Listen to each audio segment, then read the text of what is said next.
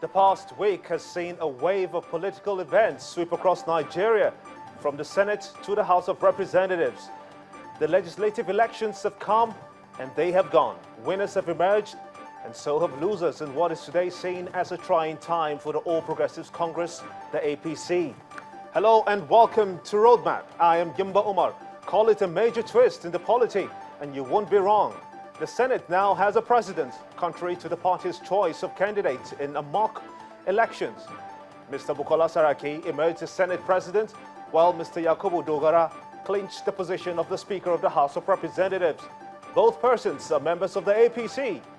After the results of the House of Representatives election was announced by the clerk of the House, the ruling party said that the outcome of the elections of the two chambers was totally unacceptable and the highest level of indiscipline and what it calls treachery. You see,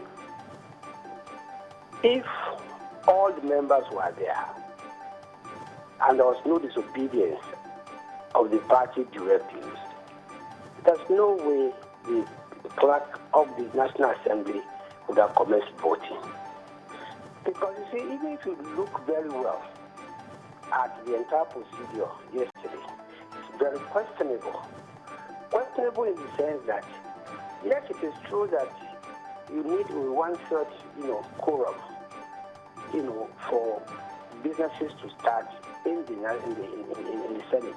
But that one-third quorum refers only to the regular business of the Senate, not an occasion like the inauguration of the House itself. But those are issues that we are going to address much later. Well, the party had chosen Senator Ahmed Lawal for the Senate President's position and Honorable Femi Gbajabiamila as his candidate for the position of the Speaker.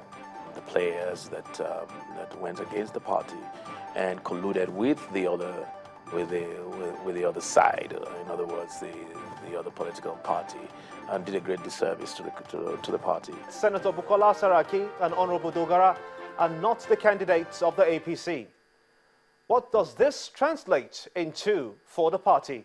In two separate interviews, my guests, Honorable Femi Gbajabiamila and Senator Dino Melaye, opened up on the issues and whether or not the House rules can mend the perceived broken end, depending on which side of the divide you belong concerning the Senate.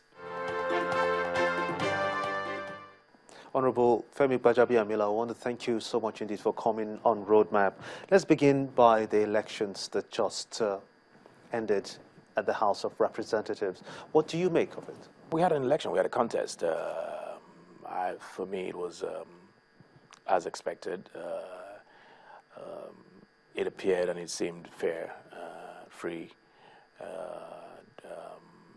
I think at the end of the day, there was a winner. And that's it. There's nothing more to add or subtract from what happened. It was transparent, everybody saw it. And so moving right along. What would you say to people who say that you are aggrieved from the process that brought Dogara to become the Speaker of the House? I'm not sure I'm aggrieved. I'm not sure where that is coming from. I hope you're not mixing the Senate with the House of Representatives. There was a campaign on both sides. If aggrieved, the only thing I might say is that there was some disrespect to the party leadership and to the party position and members of the party in the House of Reps, because there was a primaries, first of its kind in Nigeria.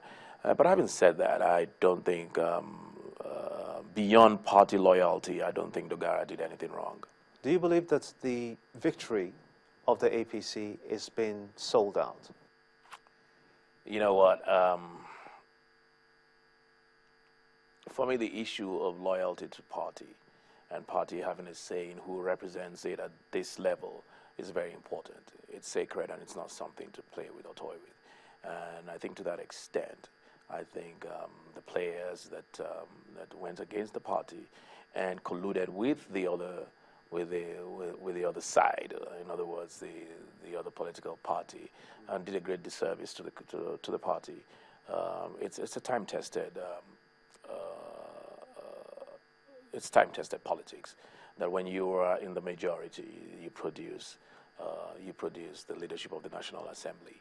The members and the national leadership and the members together decided on a candidate, either by consensus, and that didn't work, and then they went through to an election. But to me, that's done and dusted. That's over, and we need to move on. Now, don't get me wrong, I'm not talking about the Senate. It presents a different problem at all when members are denied their rights to freedom of expression, because voting is a form of expression, and that is enshrined in the Constitution. So there's no rule of the House that can go against the Constitution.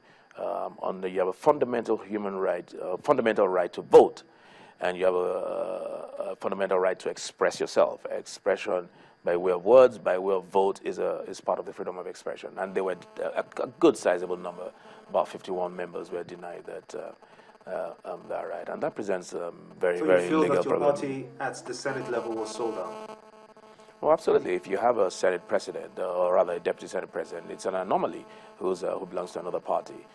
That's not the agreement of the party. That's not the agreement. It's the agreement of one person. And for me, it speaks volumes. It speaks volumes, and it's not done anywhere in the world. I don't know of anywhere in the world where that has happened. And it's something to look at very seriously. Your party, the APC, seems to be having so much problems at the moment. And people are asking, why now? This is too early for you to have such problems. No, I don't think, for me, it's going to make the party even stronger. Whatever mistakes that have been made, we'll learn from those mistakes. It's going to make the party stronger. You don't because of a little setback, because that's what I consider a little setback. If you can deal with the setback, treat it the way it's supposed to be treated, and then you're fine. But if you let the setback go and just slap on the wrist and say, okay, hey, life goes on, then there's a potential, there's a possibility that things are going to get even worse. But I think the party is strong enough. The party is strong enough to deal with this situation. It's one thing to attain success as we have in the elections. It's another thing to manage it. And I think the party is doing well. But like it said, one rotten egg can spoil the whole basket. And I'm bold to say that the party did everything it could in terms of presenting a front, presenting its candidates. And it took such a long time because consultations all over the place. And to make assurances double sure, to make members to make members of the party, the legislators themselves, get involved in the process, they conducted a primary election and allowed them to be part of the process, and whoever won. Well, interesting views from Mr. Gbajabiamila, but that's not all, though.